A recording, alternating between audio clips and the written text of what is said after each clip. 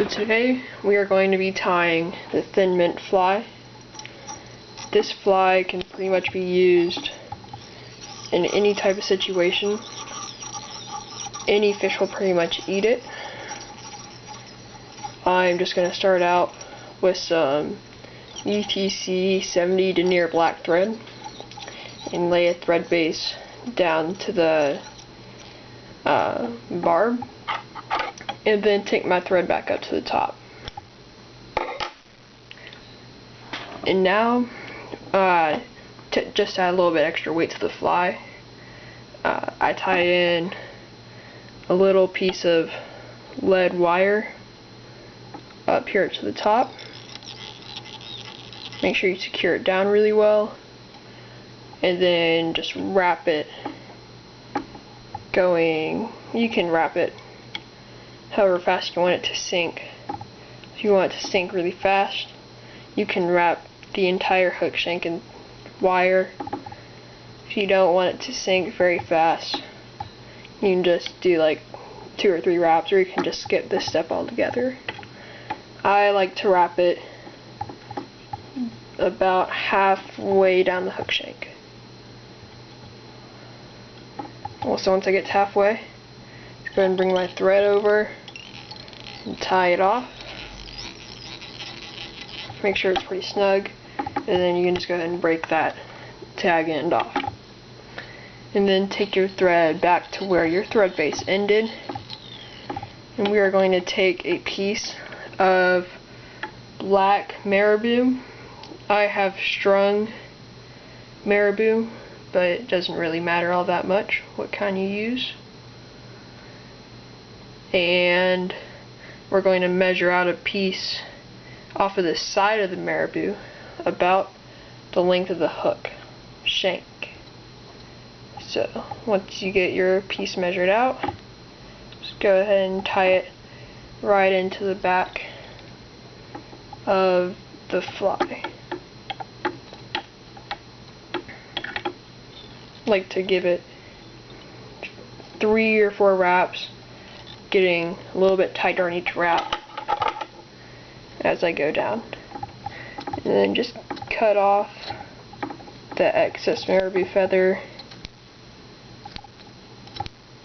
trying not to cut your thread at all.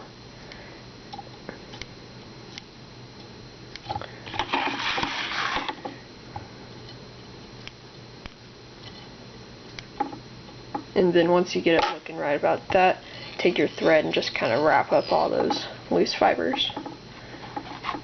And then I'm going to go with an olive piece of marabou, once again strung, and repeat the same process that we use for the black marabou. So measure about the same length, and then just tie it off. Give it 2 or 3 really good wraps, getting tighter as it goes. Just go ahead and cut off the excess.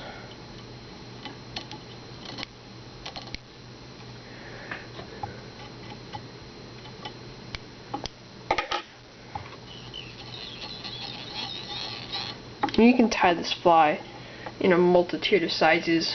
Right now I'm tying it on a size 10 hook. I'll provide a list of all the materials needed in the description below, just in case you're wondering at all. And then for our last piece of marabou, I'm going to take a piece of brown marabou, measure out about the same length, and then tie it right on top of the olive and the black. It doesn't really matter what order you tie in the marabou. Some people like to roll it all together.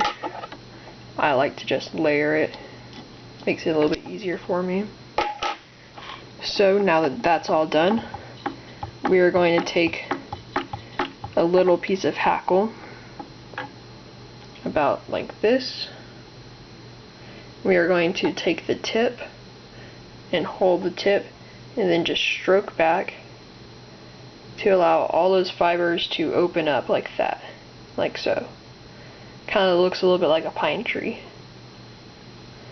So do that for the length of your feather, and then just tie in the tip, and make sure this is tied in really, really, really well. Because the last thing you want is to have your hackle fall off your fly when you're almost done tying. Ah, man. You can see I didn't tie mine in very well.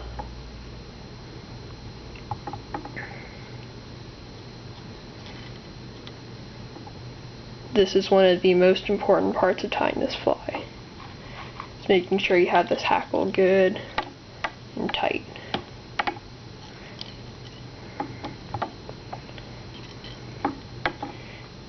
And once you have that tied in, you can just leave the tag end right back there, and I'm going to take my thread, bring it back just a smidge,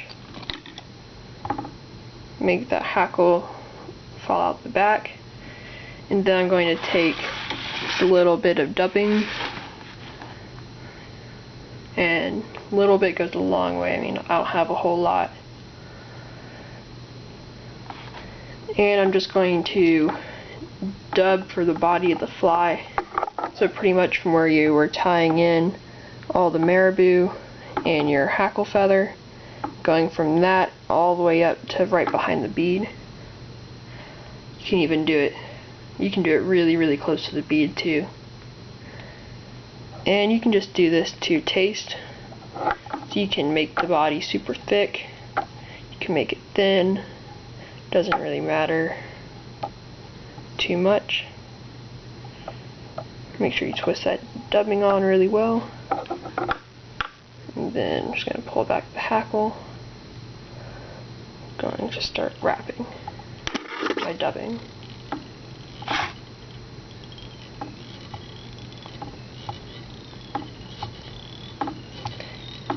And I've seen peacock used for this too,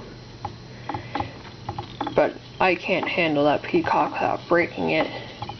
For me, it just breaks off too easily. Too fragile. And I like the look of the dubbing better. It kind of has some of the strands hanging off. Gives it a little bit more of a woolly bugger look, which I prefer. This fly has a lot of preference put into it, if you haven't been able to tell by now. So I'm just going to make my body a little bit thicker. I'd like to have a really thick body on my thin mints. Alright, and that's probably good. And now just kind of make a little thread base right up there behind that bead. Kind of peel away any excess fibers from the dubbing. Now we're going to take our hackle feather and start wrapping it going up. You can use hackle pliers on this if you feel like it, but I prefer just to use my fingers. And what I like to do, you can peel back those fibers, and that will allow you to put more wraps in for the hackle. We're just going to wrap the length of the body.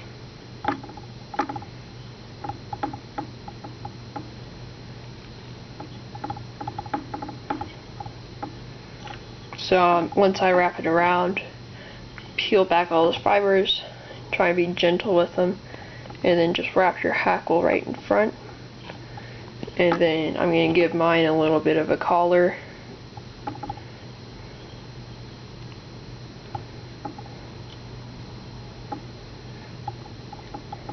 And then just tie that off right by the head.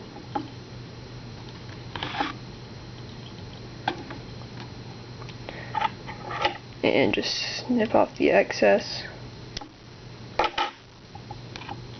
Give it a few more wraps. Just kind of make a little thread base up there by the head. And now you just whip finish, excuse me, right behind the bead, trying not to trap too many fibers in your whip finish. Do one or two more passes. Oops, got a little stuck there.